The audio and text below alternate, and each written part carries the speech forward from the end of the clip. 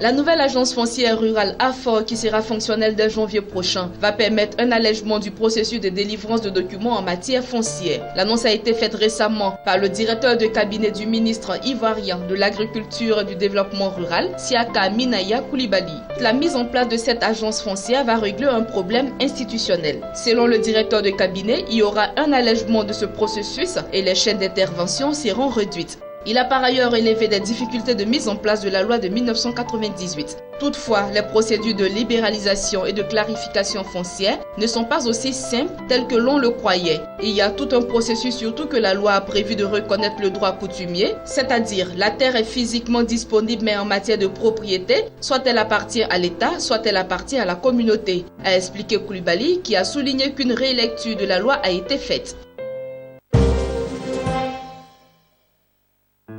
Le litre d'huile de palme, dont la Côte d'Ivoire est le 5e producteur mondial et le 3e africain, connaît une hausse de 50 francs CFA depuis une semaine sur les marchés ivoiriens, malgré une hausse de la production nationale de 17 000 tonnes en 2016 par rapport à 2015. Vendu entre 700 et 800 francs CFA de septembre à octobre, le litre d'huile de palme raffinée est passé à 850 francs CFA sur les marchés. Les bidons de 90 centilitres d'huile les plus répandus ont subi aussi une augmentation et passent de 800 à 850 francs CFA, voire 900 francs CFA. Des revendeurs expliquent cette hausse par l'approche des fêtes de fin d'année. Notons que la Côte d'Ivoire a produit 417 000 tonnes d'huile de palme en 2016 contre 400 000 tonnes en 2015, selon un site de statistiques de production des matières premières en Afrique. Pour rappel, le pays enregistre 1,6 million de tonnes de régime de graines de palme usinées par an, selon un rapport qui indique que la filière fait vivre près de 2 millions de personnes, soit 10% de la population.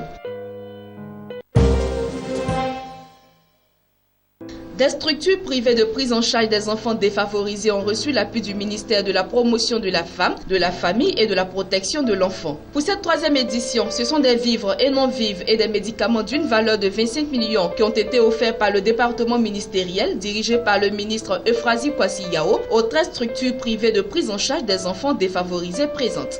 Cette cérémonie de don intervient dans le cadre du renforcement de capacité des organisations de la société civile active dans la prise en charge et de la protection des enfants en situation de vulnérabilité. En ce qui concerne les prochaines actions que compte mener le ministère, sont sur la liste la construction de centres devant accueillir des enfants, projet pour la réinsertion des enfants. Aussi, un document permettra de former les travailleurs sociaux et les professionnels de la santé à la détection précoce et à la prise en charge des déficiences moyennes et légères chez les enfants.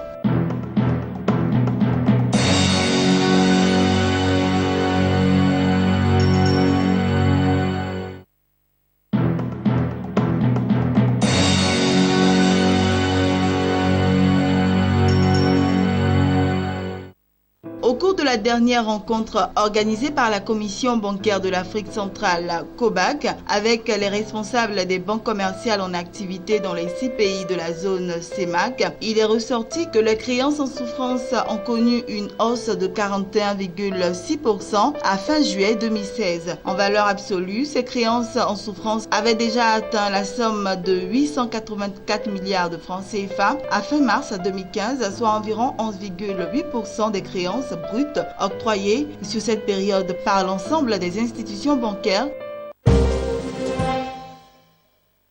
La 2e édition du forum Afrique Talent avait pour objectif d'offrir aux jeunes diplômés et cadres togolais des opportunités d'emploi et aux entreprises un espace de rencontre direct avec les compétences locales et celles de la diaspora. Depuis 1999, organisé à Paris. La même dynamique a par la suite été créée à Dakar, à Washington, à Bamako et à Abidjan. À ce jour, on comptabilise plus d'une quinzaine de salons et des milliers de postes pourvus. Cette plateforme d'échange et de rencontres désormais incontournable et novatrice a réuni 12 partenaires, dont des entreprises des secteurs miniers, énergétiques, bancaires et services du Togo qui ont proposé plus de 150 postes en CDD, CDI ou en stage.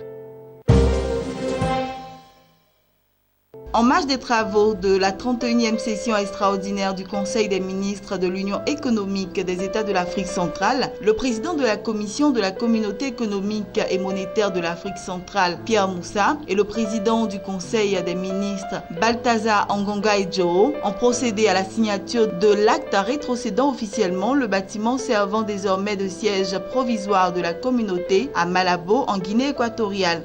Depuis le coup d'État de la Séléka le 24 mars 2013, les activités de l'organisation sous-régionale ont été régulièrement perturbées par la crise centrafricaine. Son siège a servi pendant plusieurs semaines de refuge à une grande partie de ses 300 salariés.